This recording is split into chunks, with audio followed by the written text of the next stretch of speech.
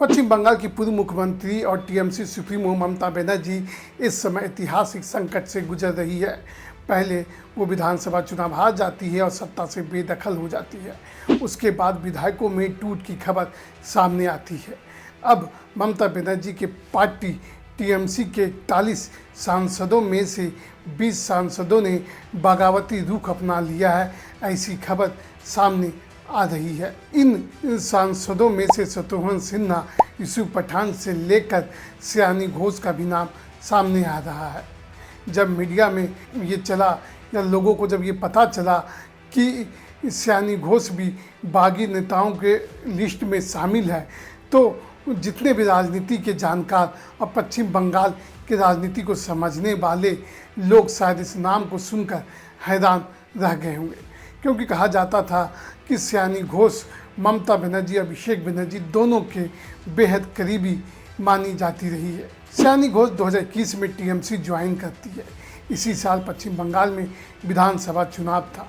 Party उनको आसनसोल दक्षिण से उम्मीदवार बनाती है, लेकिन सयानी घोष चुनाव हार जाती है। उसके बाद पार्टी के महासचिव अभिषेक बनर्जी सयानी घोष को टीएमसी यूथ विंग का राष्ट्रीय अध्यक्ष बनाते हैं। फिर 2024 के लोकसभा चुनाव के दौरान पार्टी उनको जादवपुर से चुनावी मैदान में उतारती है और चुनाव जीत जाती है। सयानी घोष को हम लोगों ने हमेशा संसद में अपना पार्टी का पक्ष मजबूती से रखते हुए देखा।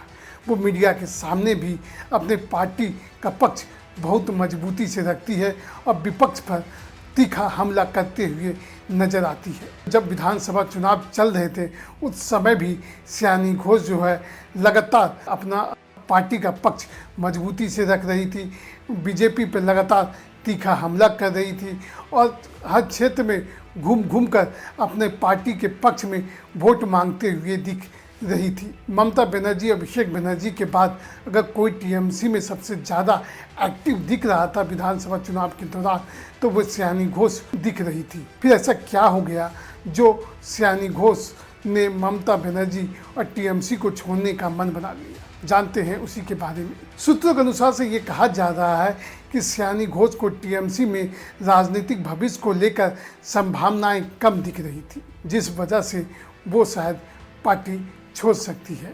उनको ऐसा लग रहा होगा कि शायद अब ज़्यादा विकल्प टीएमसी में नहीं बचा है, इसलिए वो शायद अलग रुख अख्तियार करने के बारे में सोची। दूसरी बात ये भी कहा जाता है कि जब चुनाव प्रचार के दौरान इन पर हमला हो रहा था तो नेतृत्व की तरफ से इनको ज़्यादा समर्थन नहीं मिल रहा था, जिस वजह से संगठन में उपेक्षित और अकेला महसूस कर रही थी। तीसरी बात ये भी कहा जाता है चुनाव प्रचार अभियान में इनकी गतिविधियों को सीमित करने की कोशिश की गई, जिससे वो पार्टी नेतृत्व से काफ़ी नाराज दिख रही थी। कहा यह भी जाता है कि कई बड़े नेता जो है उनके चुनावी अभियान से वो असुरक्षित अपने आप को महसूस करने लगे थे, जिस वजह से पार्टी नेतृत्व उन पर, उनकी गतिविधियों पर दबाव बनाने लगी या उनको सीमित करने की कोशिश की। इस वजह से सयानी घोष पार्टी नेतृत्व से काफ़ी नाराज दिख रही थी, यह कहा जा रहा है। अब ये देखना होगा कि क्या जो ये खबरें जो चल रही है सयानी घोष को लेकर, क्या ये सच में वो पार्टी छोड़कर अलग रुख अख्तियार करती है या फिर बस एक सियासी चाल है। आपको यह वीडियो कैसा लगा कृपया कमेंट करके बताएं और हमारे चैनल को सब्सक्राइब करें।